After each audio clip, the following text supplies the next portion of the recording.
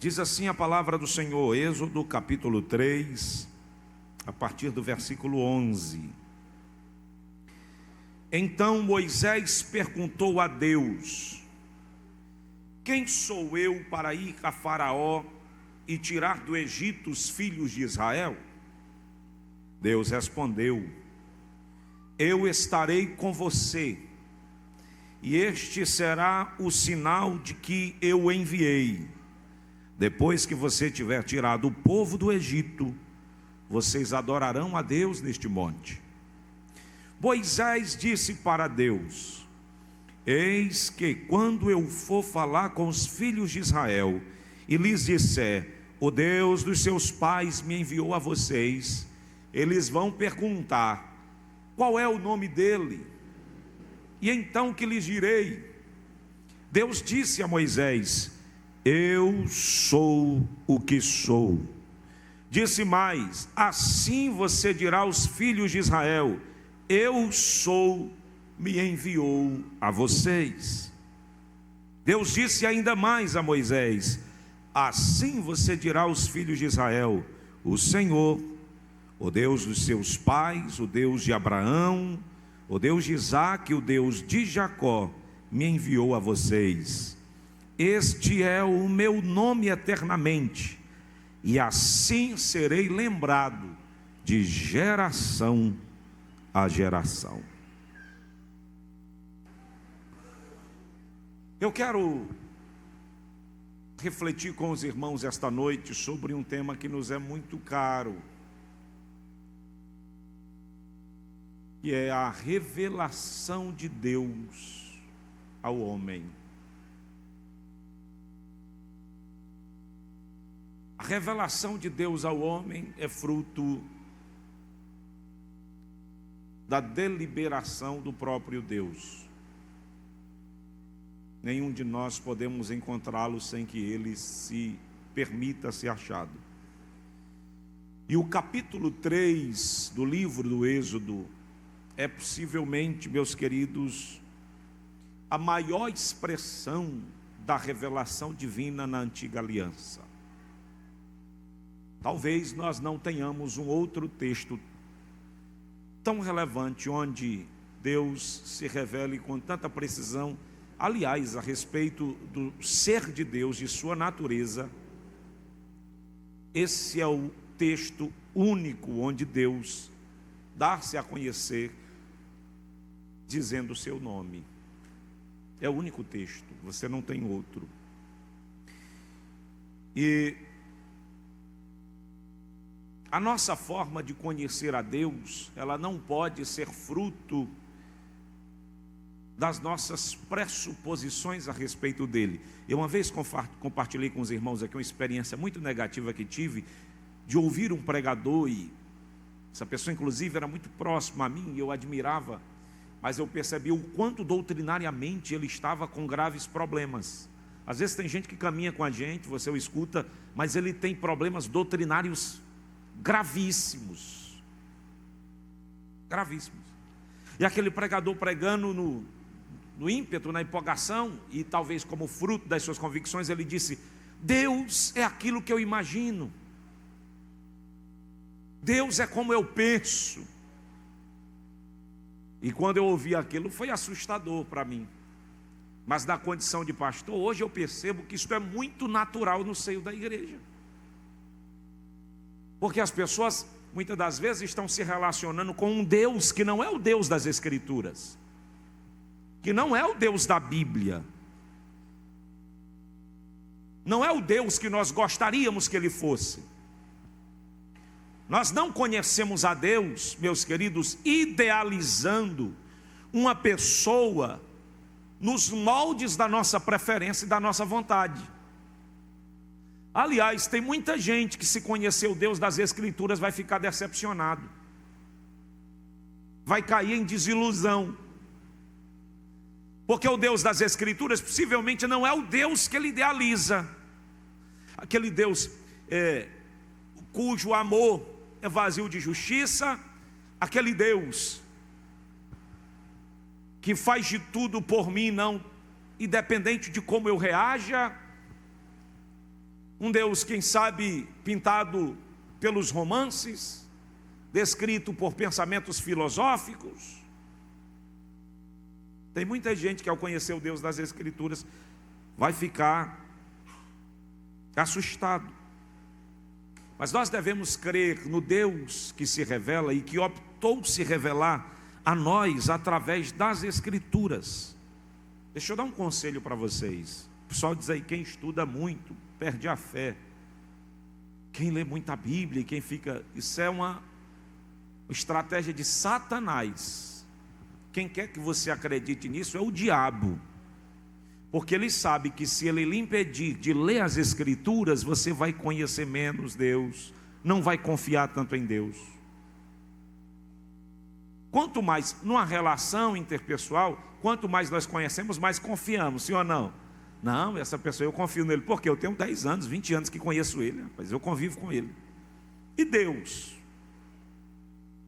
A sua convivência, o que você sabe dele através das Escrituras. Então nós precisamos e devemos aceitar a forma como a Bíblia revela a Deus. Porque a Bíblia é a fonte única de pesquisa e suficiente para o crente a respeito de Deus. Tudo que dizem por aí afora deve ser a partir das Escrituras. E se o que disserem afora não estiver em conformidade com as Escrituras, você deve rejeitar de pronto. Deus não é fruto da nossa imaginação. Agora, apesar da Bíblia nos apresentar e nos revelar Deus, a gente precisa compreender que esta revelação, ela não limita a ação de Deus. As Escrituras não limitam a ação de Deus. Então essa ideia esse conceito de Deus, ele nem é vago, mas também não é contingenciável. Ele não é vago porque a Bíblia lança os fundamentos, o padrão do caráter de Deus, da personalidade de Deus, da identidade de Deus. Nós conhecemos. Sabemos que Deus é uma pessoa, sim ou não? Sabemos que Ele tem vontades, que Ele tem escolhas, que Ele tem sentimento. Isso faz a personalidade de Deus como pessoa. Mas também não é contingenciável. Porque Deus está agindo e agiu muitas das vezes de maneira que as Sagradas Escrituras não descrevem literalmente essas ações. Então nem é vago e nem é contingenciável o conceito de Deus. Mas vamos pensar um pouco mais dentro desse texto a respeito do Deus que se revela. A revelação, meus irmãos, ela não envolve somente informações a respeito de Deus. Tem gente que sabe muito bem, assim como conhece do panteão grego, conhece todas as divindades do paganismo ou da mitologia grega, não é? Da ascendência, da descendência, quem é, como costuma agir. Tem gente que conhece Deus nesses moldes. Tem muita informação a respeito de Deus. Mas a revelação de Deus deve ser compreendida como aquela que Ele faz de si mesmo. Guarde isso. Nós precisamos pensar o Deus que se revela a partir da revelação que Ele faz de si mesmo. Ou seja, em termos diretos, por ações, por palavras, bem como tornando conhecidos seus caminhos, valores e propósitos através do plano da salvação. Então Deus, ao longo da história, tem se revelado, nos dando a conhecer a sua vontade, os seus caminhos, sim ou não? Sim, o plano da redenção não é obscuro para nós. Nós conhecemos tudo isso. E por que Deus se dá a revelar, meus queridos irmãos? Por que Deus se revela? Porque o alvo final da revelação divina é para que as pessoas venham conhecer a Deus de maneira real e pessoal. Olhe bem para mim aqui, escute o que eu vou lhe dizer. Ninguém tem mais interesse de se revelar a você do que Deus. Ninguém tem mais interesse. Mas eu tenho fome de Deus, eu tenho sede de Deus, eu quero muito de Deus, e eu jejuo muito, e eu oro muito, e eu quero muito conhecer a Deus. Comparado ao quanto Deus quer se revelar a você, isso não é nada. Deus quer tanto se revelar a você que o plano da redenção foi um plano sacrificial. Um plano onde o Verbo se faz carne e se põe limites, de maneira a não usar certos atributos a fim de se revelar a nós, a fim de se comunicar a cada um de nós. Então a revelação que Deus faz de si mesmo, meus queridos, é um autodesvendamento deliberado. É como se fosse uma cortina. Olha aqui para mim. É como se fosse uma cortina que você não pudesse removê-la. Você quer conhecer a Deus? Entre você e Deus tem uma cortina que você não pode remover. Aí Deus é quem remove essa cortina. Isso é o autodesvendamento. É Deus removendo essa cortina, tirando essa separação, para que você o conheça. Esse é o Deus que se revela. É o Deus que se faz conhecido. Ninguém conheceu a Deus por acidente. Não. Um acidente, uma colisão. Como a gente diz aqui no Ceará, uma barroada. Uma barroada. Não, ninguém conhece Deus por acidente. Toda relação com Deus é proposital. Toda relação com Deus é proposital. Aí eu conheci a Deus, Ele nem queria me conhecer, mas eu fui lá e dei um jeito e a gente se conheceu. Não existe isso. Não tem fundamento bíblico. Todas as vezes que Deus se revelou é porque Ele quis se revelar. É porque Ele tinha um propósito. Ele se revelou a nós de maneira deliberada. Esse é um ato voluntário de Deus. Nós temos curiosidade a respeito de Deus. Quem aqui tem curiosidade a respeito de Deus? Ai, como é que será Deus? É um velho barbado, cabelo branco, como é? Como é que ele é? Ele tem assim um raio na mão. O pessoal assiste filme e fica sonhando, idealizando um Deus assim. É um Zeus. Mas para muita gente Deus é Zeus, não é? Tem gente que ora, aí eu tive uma revelação. Qual foi a revelação? Eu vi Deus, e como é que ele era? Aí ele descreve o Zeus da mitologia grega. São as influências que nós sofremos do que a Bíblia não nos permite conhecer. Mas Deus voluntariamente tem se revelado ao longo da história à humanidade. E a autorrevelação divina, meus queridos, é uma incursão de outra dimensão. Escute. O Deus que se revela, ou conhecer a Deus, não é como, eu quero conhecer o Vitor. Aí eu pergunto a alguém, onde é que o Vitor mora?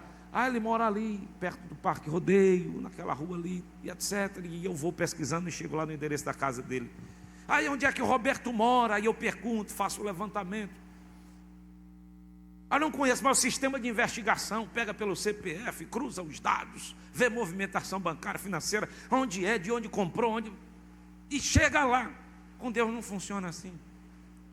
Com Deus não tem sistema investigativo capaz de encontrá-lo se Ele não quiser se revelar. Qual é o endereço da casa dele? Qual é o número da casa dele? Qual é a rua? Onde é que ele esteve? Onde é que ele está? Não sei. Ele está e não está. Quando você pensa que ele está, ele não está. Quando pensa que não está, ele está. E aí você vai tentando rastreá-lo. Na verdade, nós devemos manter essa sede. Agora, a autorrevelação divina é uma incursão de outra dimensão, porque não é um endereço terreno, é um endereço celestial. Então é o céu que se manifesta à terra, trazendo conhecimento totalmente inacessíveis às faculdades humanas. É coisa que você não pode fabricar, mas o céu vem e se revela. O homem não encontra Deus por pesquisas ou descobertas. É Deus que encontra o homem e se revela ao homem. Quem me entende diz amém. Então é fato, e esse texto nos mostra isso. Foi Moisés que foi atrás de encontrar Deus? Foi, sim ou não? Vocês leram o texto? Foi? Foi não. Moisés estava cuidando das ovelhas do sogro. Estava lá com as ovelhas do sogro andando. Foi Deus que se revelou a Moisés. Moisés queria ser legislador, Moisés queria ser libertador do povo. Que conversa que queria. Vou não, mandarão. Não dá para mim não isso aí. Começou até uma gagueira de nervoso. Não, eu tenho problema de a voz pesada. Era corregente no Egito. Era príncipe com o príncipe do Egito. Aí agora apareceu com problema. Detalhe, Moisés tem quantos anos? 80. É mais um garoto. Quem me entende diz amém. Não foi Moisés que foi lá e disse: Deus, se revela, eu quero ser importante. Deus, eu queria ser tanto poderoso. Olha, Senhor, eu queria chegar lá no Egito e quebrar a banca. Oh, meu Deus, me tira do anonimato. Meu Deus, me exalta. Oh, Senhor, eu quero ser poderoso. Foi lá nada. Está lá tranquilo, cuidando das ovelhas do rebanho do sogro. Um dia, Deus ouviu o clamor do povo. E para cumprir uma promessa e para realizar um projeto, Ele escolheu uma pessoa. Ele disse: eu já sei onde eu vou buscar. Não vai ser dentro do palácio de Faraó e não vai ser lá no Egito. Eu vou buscar lá no deserto. Tem alguém ali, a idade já é avançada.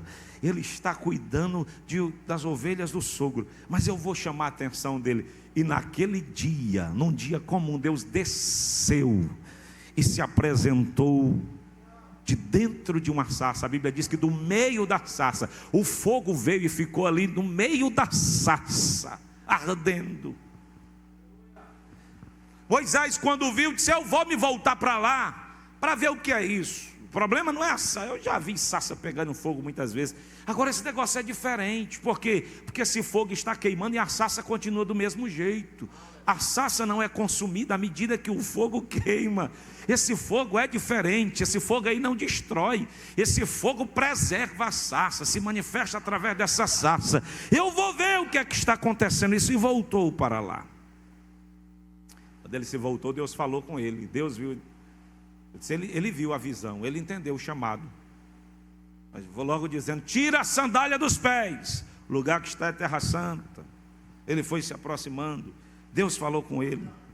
E aí nesta revelação, meus queridos, existe o que eu chamo aqui de segundo ponto. Eu passei por vocês pela afirmação de que Deus se revela. Mas eu estou chegando com vocês na afirmação de que nós conhecemos a nós mesmos a partir da revelação que Deus faz de si. Quanto mais Deus se revela a você, mais você se conhece. Sim ou não?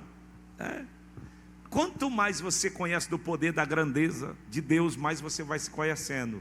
Como me conhecendo, pastor? Percebendo o quão inútil, o quão pequeno, o quão limitado você é. Quando nós nos distanciamos de Deus, nós nos relacionamos com uma imagem enganosa de nós mesmos. Quando nós nos aproximamos de Deus, nós percebemos quem de fato nós somos.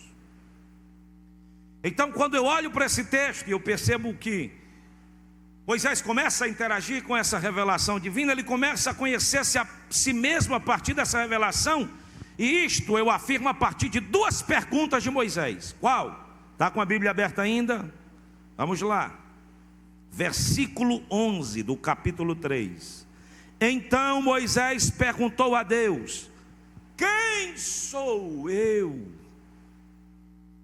para ir a Faraó e tirar do Egito os filhos de Israel?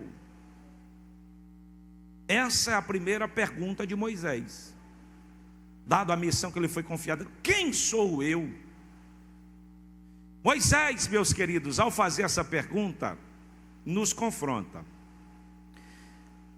Porque Moisés eu diria que é o maior exemplo do quão perto alguém pode estar de Deus da antiga aliança. É Deus que dá testemunho dele.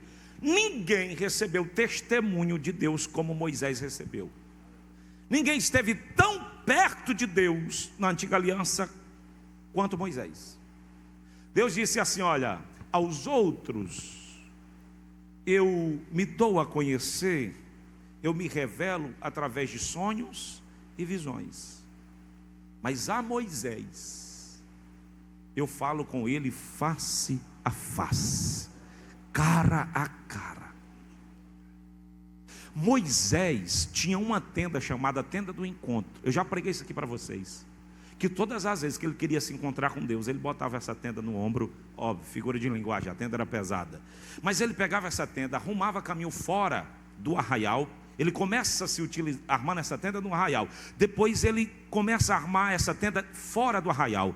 E aí ele levava essa tenda para fora do arraial. E todas as vezes que ele armava a tenda, Deus descia. Não era Deus que marcava o encontro com Moisés. Pode ler, não era Deus que dizia assim: vá lá e arme a tenda do encontro que eu quero falar com você. Era Moisés que levava a tenda, armava. E a Bíblia diz que quando Moisés entrava na tenda, a nuvem descia sobre a porta da tenda. A nuvem envolvia a tenda. E Josué ficava de fora, só de butuca, ouvindo Deus cochichar com Moisés. Agora eu pergunto, tinha contato ou não? Tinha intimidade ou não? Então é o maior exemplo de proximidade que nós temos na antiga aliança. Mas Deus, ainda no capítulo 3, esse é o chamamento de Moisés, vai se revelar a Moisés para enviá-lo. Por quê? Porque ninguém pode falar do desconhecido. Como é que você vai falar em nome de Deus sem conhecer a Deus? Como é que você vai dar de conta de uma missão de Deus se você não conhece a Deus? Deus deveria e precisou revelar-se a Moisés para comissioná-lo. É fato que ao longo da trajetória, Moisés vai fazendo provocações de maneira tal que vai se aproximando mais de Deus. Mas para que houvesse o que a gente chama de êxodo, saída do povo do Egito, foi preciso que Moisés tivesse uma experiência. Eu vou falar uma palavra agora que talvez vocês nunca ouviram e vão ouvir hoje. Uma experiência hierofânica. Pastor, o que é hierofania? O que é experiência hierofânica? É uma ruptura do cotidiano natural, uma ruptura da ordem cotidiana natural. É uma irrupção do sagrado que transcende as limitações do tempo e do espaço, ou seja, uma revelação do sagrado. Isso é hierofania. E Deus disse assim: eu vou ligar o céu à terra, chamar este homem para testemunhar essa ligação, a fim de que ele esteja convicto de que quem está ali comissionando não é a terra, é o céu. Então, através da sarça, ou seja, da promessa de Deus ao povo, Deus fez uma promessa ao povo, o povo está em cativeiro, e agora Deus vai tirar o povo do Egito. Mas a promessa abraâmica por si só, ela não poderia produzir sozinha a iniciativa de um homem de 80 anos. Abra atenção aqui. O povo tem a promessa de habitar numa terra que mana leite e mel. Sim ou não? Sim, o povo que está no Egito sabe disso. Os descendentes de Abraão, de Isaac e Jacó que estão lá no Egito, eles sabem disso. Aí Moisés um dia saiu do palácio, foi lá nas suas origens, ouviu a respeito disso, conhecia tudo isso, foi defender alguém que era povo seu, teve que matar um egípcio para tanto. Depois aqueles que eram povo seu estavam em conflito, ele foi mediar, foi acusado, alguém trouxe à tona o que ele fez em defesa do seu próprio povo, fugiu, 80 anos, aí, dobra atenção, aí Moisés está lá, um dia, 80 anos, rapaz, o meu povo tem promessa, meus irmãos estão lá, eu vou é lá, eu vou alvoroçar o povo, para a gente se levantar contra Faraó, e viver essa grande libertação.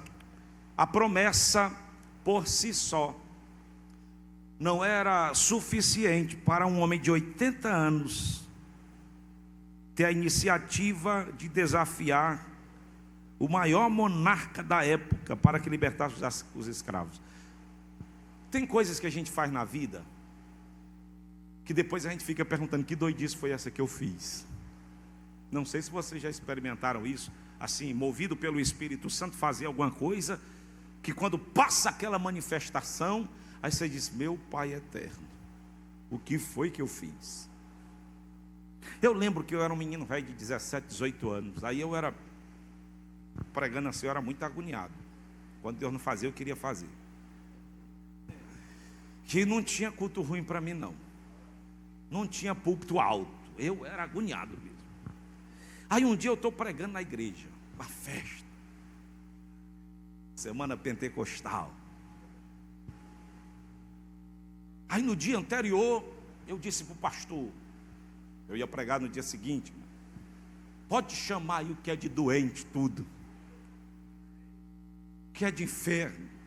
Amanhã eu vou pregar 5 dias de jejum, orando. Estava quase morto, não tinha força nem para falar. Vou pregar. O povo acreditou, porque o povo gosta dessas coisas. Se fizer propaganda aqui, que Jesus está fazendo milagre aqui, o povo vem, não quer nem saber de Jesus, é do milagre, mas vem. Eu chego para pregar, e lá tinha gente torto de todo jeito na igreja. Aí eu pregando, o povo, a fé do povo foi aguçada, se animaram. Aí eu comecei a orar, e Jesus começou a batizar no Espírito Santo. Eu disse: sabe que vai dar certo mesmo? Deus falou, foi pela minha boca. Aí alguém começou a dar testemunho de cura. Aí tinha ali um senhor paralítico. Aí juntas todas assim, o pessoal trouxeram ele numa cadeira. Eu disse: pode trazer para cá o paralítico. Aí trouxeram. Mas aquilo era direção do Espírito. Não tinha loucura suficiente para fazer aquilo, não. Botaram ele lá. Vamos orar, igreja, vem todo mundo para cá e tal. Aí tinha uns pastores visitando. Aí eu olhava para a cara deles, eu via o medo na cara deles. Ele disse: se esse homem não se levantar, esse menino se acabou agora, se quebrou agora. E eu vi eles toda apreensiva. Aí eu disse assim: eu não vou ficar sozinho nessa guerra. Peguei 2 deles: vem cá, segura na mão do paralítico. O outro segura. E ficaram olhando para mim: vai ser agora. Cadê o azeite da unção? E derrama o azeite, e ora. Deus honra muitas das vezes, meus queridos irmãos, essa intrepidez. Aí eu comecei a orar. E eu orei nada. Aí começou a me dar um desespero. Eu disse: Jesus, eu só tenho 17, 18 anos. Eu comecei a pregar agora.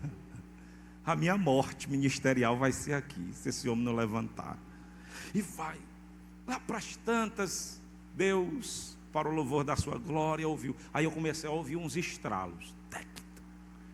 Quando eu olhei, as mãos do homem estavam voltando ao normal. Aí eu voltei de novo para a coragem. Eu disse: mas é verdade mesmo? Até agora. Começamos a orar, o homem levantou, saiu andando, caminhou no meio daquela igreja. Eu nunca tinha visto uma manifestação de glória tão grande. Há muito tempo eu não conheço esse homem, mas ainda hoje ele anda lá, por essa cidade. Mas quando foi no dia seguinte, que eu conversando com os irmãos, o pessoal começou a contar. Eu disse: meu Pai eterno, olha a crise. E se não tivesse dado certo? E se não tivesse acontecido? A minha cara hoje, como é que não estava? Naquela época não tinha, só tinha um Orkut, eu acho. Naquela época não tinha Instagram, nem WhatsApp e essas coisas não. Mas ia correr a notícia de qualquer forma. O que é que eu estou querendo dizer com isso? Com esse exemplo, com esse testemunho? É que tem coisas que só são possíveis a partir da revelação da glória de Deus, a partir da manifestação do poder de Deus. Tem coisa que no seu estado natural você não tem condição de realizar. Tem coisa que no seu estado natural você não tem condição de fazer. É por isso que às vezes, para realizar uma grande obra, Deus se revela a você e lhe reveste de poder. Então a revelação de Deus, meus queridos, muitas das vezes e a gente fala que a revelação ela é progressiva, ela tem esse intento, ela tem esse objetivo de nos conduzir para a realização de alguma obra grandiosa. Então veja bem, assim num dia como qualquer outro, sem indicativo de excepcionalidade ou de ser extraordinário, Moisés descobre que a área que ele levava os animais, inclusive onde os animais faziam as suas necessidades fisiológicas, e aquilo nem de longe parecia um templo de adoração, de manifestação da glória de Deus, era ali que ele teria a sua experiência com Deus, no rastro das ovelhas, no meio dos estrumes, dos cabritos do seu sogro, Deus se revelou. É assim que Deus se revela. Às vezes é no dia a dia, no cotidiano. Você está dentro, está lá o Roberto fazendo a massa para assar os salgados, e Deus decide se revelar lá no comum. De repente, de dentro do forno, Deus vai se revelar. Estou falando de revelações específicas, além da revelação que nós temos nas Escrituras. E aí guarde essa palavra, isso aqui é muito caro na minha pregação esta noite. Quando Deus quer cumprir promessas, Ele escolhe pessoas e se revela a elas. Quando Deus quer cumprir promessas, Ele escolhe pessoas e se revela a elas. Ao longo da história, nas Escrituras, todas as vezes que Deus quis cumprir uma promessa, Ele chamou alguém e se revelou a essa pessoa. Sim ou não? Sim. Plano da redenção, chamou Abraão. Vou fazer uma grande nação de ti aqui. Tirar o povo do Egito, conduzir à terra prometida. Moisés, se revelou a Moisés. E assim ele vai se revelando ao longo da história a pessoas para cumprir as suas promessas. Agora veja, são dois anciãos, não é? Você tem Abraão com 75 anos, promessa: vou fazer de você uma grande nação, fazer o grandioso. Outro velho, nós temos o próprio Moisés, 80 anos, todos com promessas, ambos chamados na velhice para desafios impensáveis. Um para formar uma numerosa multidão e o outro para libertar a numerosa multidão do Egito. Uma promessa que repousava sobre eles. O que é isso? É o mesmo Deus, através de experiências distintas, se auto-revelando a pessoas para que eles executem uma missão e possam cumprir uma promessa. Alguém diz que o experimento de Deus não se realiza sem o ser humano. Deus pode agir por conta, mas sempre que quer agir, Ele instrumentaliza homens e mulheres. Agora, para que a gente não fique só olhando para o retrovisor, só pensando no passado, escute isso. Não é só no mundo antigo, mas hoje, nos dias atuais, Deus pode continuar realizando essas proezas. Deus não ficou no passado ou confinado aos tempos bíblicos, só sendo possível o acesso a Ele por meio de experiências de terceiros, relatadas única e exclusivamente na Bíblia. Definitivamente não, nós cremos em um Deus vivo que continua a agir e atuar, tal como Ele fez com personagens e vultos da história. Tal desejo de intimidade com seres humanos por parte de Deus é claro na instrução paulina. Deus quer se revelar a cada um de nós. Mas qual é o ponto forte, meus queridos, desta revelação? Deus se revela, isso é fato. Nós conhecemos a nós mesmos de uma maneira mais profunda a partir da revelação de Deus. E no texto nós temos, inclusive, Deus manifestando-se na identificação do seu nome. Alguém diria, qual é o nome de Deus? O nome de Deus é Deus.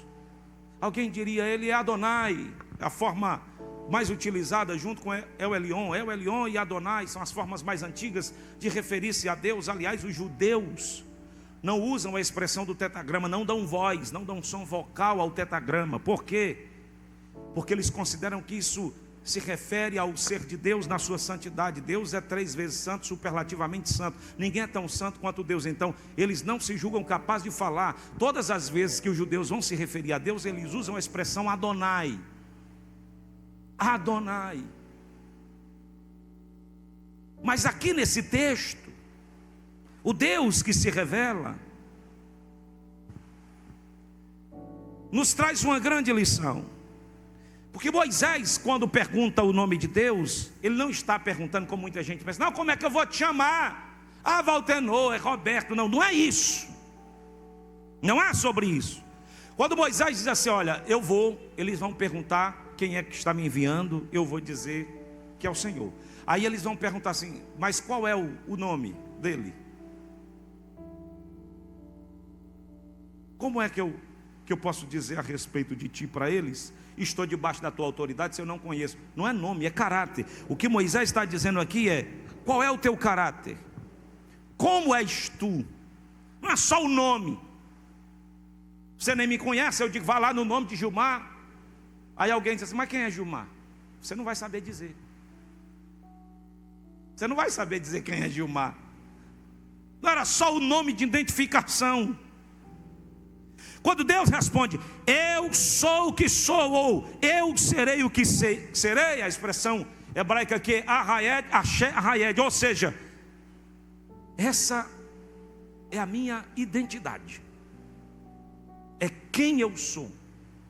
Porque os nomes de Deus, meus queridos, ao longo da história, não são meras identificações de quem Ele é, são expressões de quem Ele é. Quando Deus diz assim: eu sou o que sou, isso indica a existência em ação. Isso fala de movimento. Tem até um hino que fizeram agora aí. Tem uns hinos bons, o pessoal faz ultimamente, um tanto teológico. É um hino que diz assim: eu sou movimento, né? Não estou lembrado aqui que quando eu falo a respeito de Deus, aí é desses hinos mais animados, o pessoal diz: eu sou movimento. Mas é isso que Deus é. Quando Deus diz: eu sou o que sou, isso indica que existência em ação, movimento. E essa é a única passagem bíblica da explicação do significado do nome de Deus. Eu sou o que sou. A expressão vocal mais próxima da identificação do nome de Deus seria Yahvé ou Jeová. Alguns chamam de Jeová.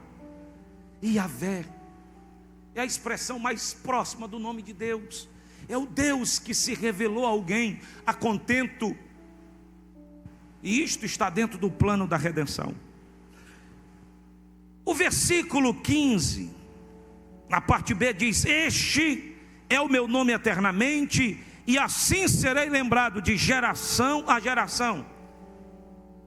Nós nos demoraríamos muito aqui falando sobre os nomes de Deus, mas escute isso: os nomes de Deus não são apenas formas de identificá-lo. Os nomes de Deus são expressão de quem Ele é, são manifestação do seu caráter.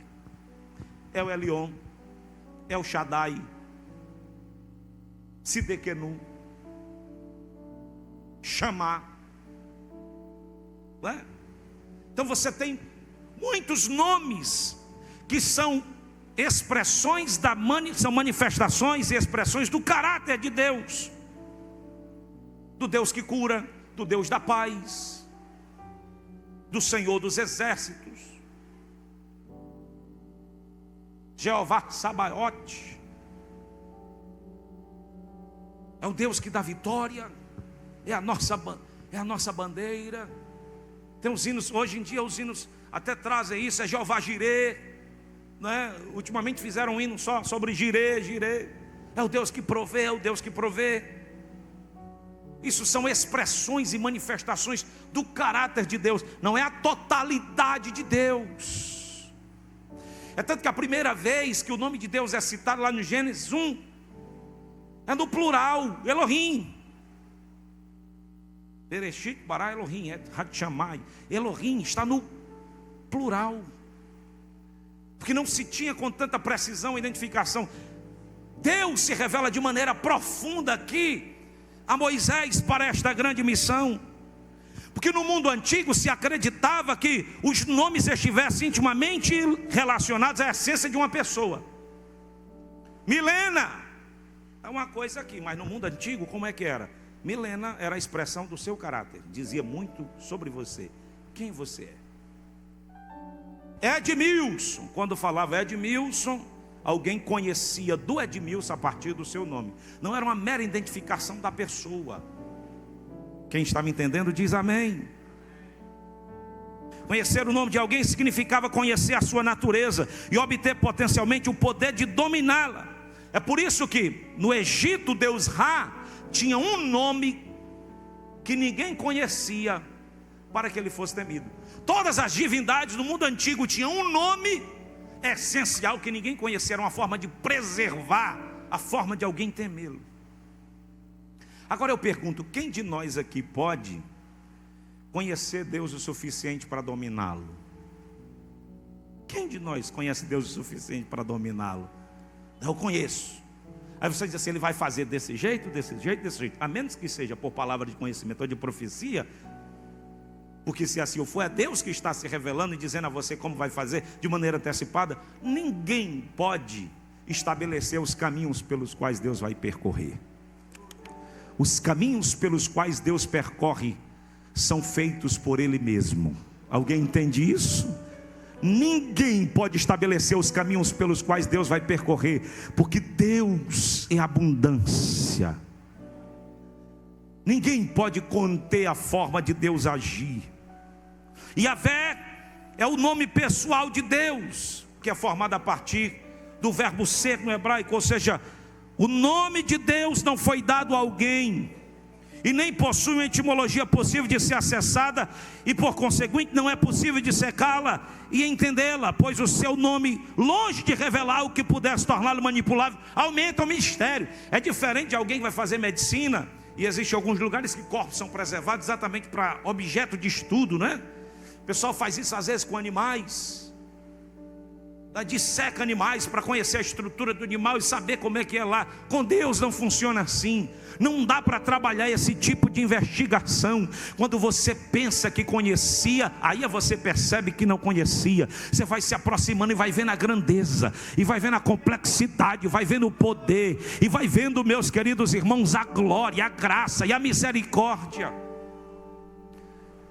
O Deus dos pais demonstra que aqui a ideia israelita de divindade está longe de ser um sentido estático, e que a viagem junto de Deus está cheia de surpresas. Diga comigo, a viagem junto de Deus está cheia de surpresas. Você vai caminhando com Deus na sua jornada, aí quando você pensa que já sabia como Ele ia fazer, do jeito que Ele ia fazer, aí Ele faz uma coisa nova.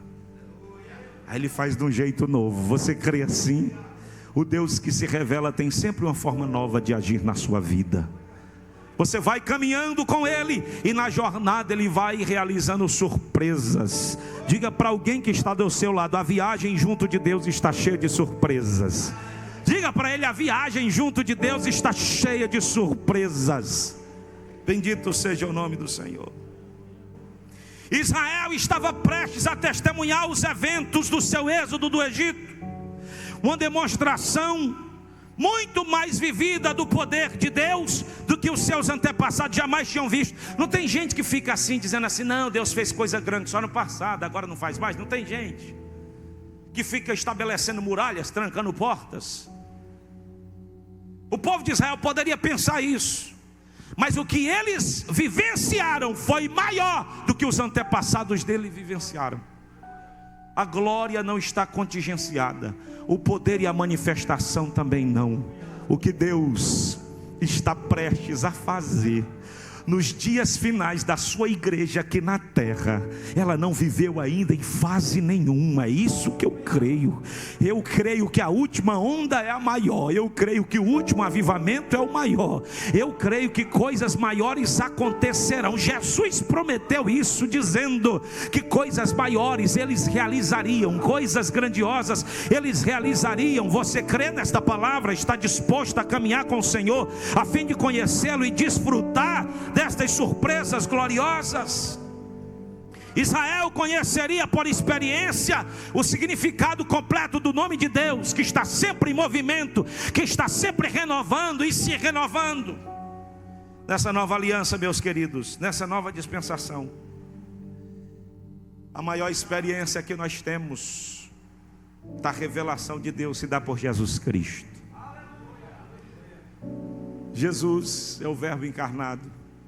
é a expressão exata do ser de Deus, é a imagem do Deus invisível, primogênito de toda a criação, é a testemunha fiel, é o espírito da profecia. Jesus tem em si toda a plenitude da divindade. Paulo, escrevendo aos Colossenses, diz que nele habita corporalmente toda a plenitude da divindade. Por meio de sua cruz, reconcilia-nos consigo mesmo, sendo a ponte do homem caído com Deus. Então, se Moisés teve esta grande revelação do Deus que se revelava por meio de teofanias, de manifestações, nesta nova dispensação, Deus se revela por Jesus Cristo. E nós temos conhecido a Deus através de Jesus Cristo. Jesus enviou o Espírito Santo, de maneira que todos os dias nós temos a oportunidade de ter experiências grandiosas e maravilhosas. Nós não abrimos mão das Escrituras, nós estudamos as Escrituras, examinamos as Escrituras, nos alimentamos das Escrituras, mas pelas Escrituras conhecemos que Deus se revela no nosso cotidiano, que Deus se revela diariamente a cada um de nós. Deus não está brincando de esconde-esconde com você. Escute esta palavra esta noite. Deus não está brincando de esconde-esconde com você. Ele está interessadíssimo em dar-se a conhecer, em revelar-se mais ainda a você, a fim de que você seja despertado a uma missão que Ele está lhe chamando para realizar. Ele está ativando pessoas, Ele está despertando pessoas, sabe? Às vezes Deus se revela a nós e ao longo da caminhada a gente desanima, porque é pesada a jornada, não é fácil. Moisés teve essa grande experiência e percorreu com o povo 40 anos pelo deserto. Tem dia que você está molinho mesmo, tem dia que você está desanimado, tem dia que você não está querendo, mas o Deus que lhe chamou se responsabiliza a lhe manter no caminho, a lhe manter na jornada, a fim de que a missão seja cumprida. Deus não vai abrir mão de você, porque Ele confiou a você uma missão, e a missão será cumprida.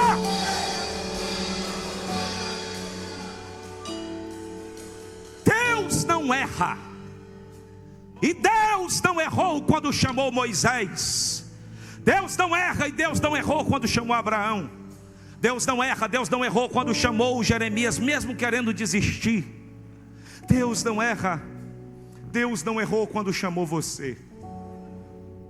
Deus não errou quando chamou você. Você pode dizer para alguém: Deus não errou quando chamou você. Deus não errou quando escolheu você. Ele sabia que estava escolhendo alguém frágil. Ele sabia que estava escolhendo, quem sabe, alguém temperamental. Ele sabia que estava escolhendo alguém cheio de defeitos. Mas a glória não estava na escolha. A glória estava naquilo que Ele faria através de você. Aleluia. O vaso será sempre de barro, mas a excelência do poder será sempre dele. Se lhe serve esta noite, recobre o ânimo, levante a sua cabeça, volte para o caminho, volte para a jornada, volte para cumprir a missão. Sabe por quê? Porque quem lhe chamou não errou. O Deus que se revela lhe enche de poder, glória, graça e força, e lhe dá a armadura necessária para você continuar. Eu escuto a voz do Espírito esta noite aqui. Eu escuto a voz de Deus esta noite dizendo que não errou quando lhe chamou, que não errou quando lhe escolheu. Olha, você imagina a dificuldade. Moisés vai, diante de tudo isso, vocês conhecem. Ninguém acredita logo de cara. É uma trabalheira.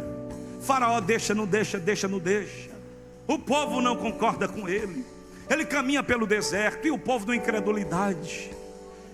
Ele tem que chegar diante de Deus: olha, Senhor, se o Senhor não perdoar esse povo aí, risca o meu nome do teu livro. E aquele negócio ficou fora da terra por causa do povo. Que luta, que peleja. A irmã e o próprio irmão tem inveja dele e se levanta contra ele. Miriam e Arão.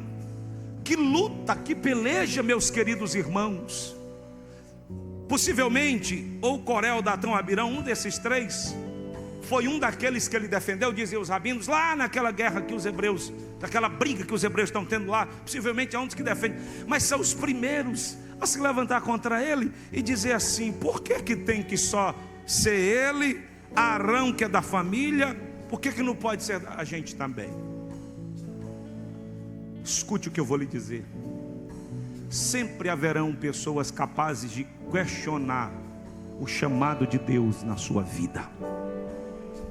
Se lhe consola e lhe conforta, nunca submeta o chamado de Deus à sua vida à avaliação de terceiros, porque você é que recebeu a revelação. Como que Deus lhe chamou e se manifestou a você, e agora você vai ficar dizendo: ai, é porque estão dizendo aí que eu não sou chamado. Imagina Moisés descer esse nível. Moisés fica calado e é Deus que toma a peleja, é Deus que toma a guerra. Deus, você fica calado, Moisés, porque quem desce para lhe defender sou eu. E Deus desceu muitas vezes para defender Moisés. Deus ficava irado quando alguém se levantava contra aquele homem manso e pacífico. A Bíblia diz inclusive o mais manso da face da terra. Escute, tenha convicção do que Deus colocou em suas mãos para fazer. Tenha convicção de que Deus se revelou a você. Crise todos nós passamos, a gente oscila. Tem dia que a gente diz assim: Senhor, não fui chamado para esse negócio não. Olha, mas não dá para mim. Isso é natural. Agora nós precisamos nos policiar para não propagar isso a ponto de mostrar e expressar que a gente não tem convicção. Você precisa ter convicção que Deus se revelou a você. Deus lhe chamou. De ontem para hoje, eu estou lendo um livro do Sam Storm a respeito dos dons. E uma coisa que ele disse que é muito interessante: nenhum crente, nenhum cristão legítimo padece da ausência de dom. Todo crente tem um dom. Todo crente tem um dom. Todo. Pastor, eu, você. Coitado de mim, pastor, você mesmo. Todo crente tem um dom. Diga para alguém aí: você tem um dom. Pastor, e pode ter mais de um? Pode. O crente pode ter mais de um? Pode. Pode ter inclusive muitos dons, não pode ter todos. Nenhum crente tem todos os dons, mas nenhum crente padece da ausência de um dom. Todo crente tem um dom, mas nenhum crente tem todos os dons. Alguns têm mais e outros têm menos. Eu não sei se lhe consola, ou talvez lhe deixa mais em conflito. Pastor, agora deu problema, porque eu tenho um dom. O Senhor está dizendo: mas eu nem sei que dom é esse. Dê um jeito de descobrir que dom é esse. Você recebeu um dom de Deus e precisa usar esse dom de Deus. Eu logo vou começar a pregar aqui uma série de mensagens sobre os dons espirituais. Mas você precisa entender que você recebeu um dom e que nem sempre o teu dom é igual ao dom do outro. Porque a gente só quer os dons de elocução, só os dons de fala. O dom de profecia eu não tenho, o dom de interpretação de... Tem dom que é de servir, a Bíblia fala do dom de servir. Fala ou não fala? O dom de contribuir. Paulo fala o dom de generosidade. Todo mundo oferta na igreja, mas tem alguém que tem o dom de contribuir, de generosidade. As pessoas não querem esses dons, até acham que não tem, mas todos nós recebemos um dom de Deus. Deus se revelou a nós, nos confiou um dom, porque tem uma missão para cada um de nós. Agora eu lhe pergunto: a missão não é fácil, a missão é árdua, a missão é difícil, a missão é complexa, é pesada. Quem vê pastor pregando não sabe o que carrega no ombro. Quem vê qualquer pessoa servindo aqui no púlpito, liderando, cantando, não sabe do peso que tem que carregar. Então a gente quer muito o bônus e esquece do ônus. Mas por trás de aparentes privilégios existem inúmeros deveres e responsabilidades, e você precisa estar disposto a isso. Alguém que às vezes não é nem notado, mas quando ele dobra o joelho lá dentro do quarto dele e ele ora, ele recebeu de Deus um dom para intercessão, que quando ele intercede, o céu se move. Isso é a economia do próprio céu que se submete a isso. Alguém está me entendendo? Fique de pé glorificando o nome do Senhor.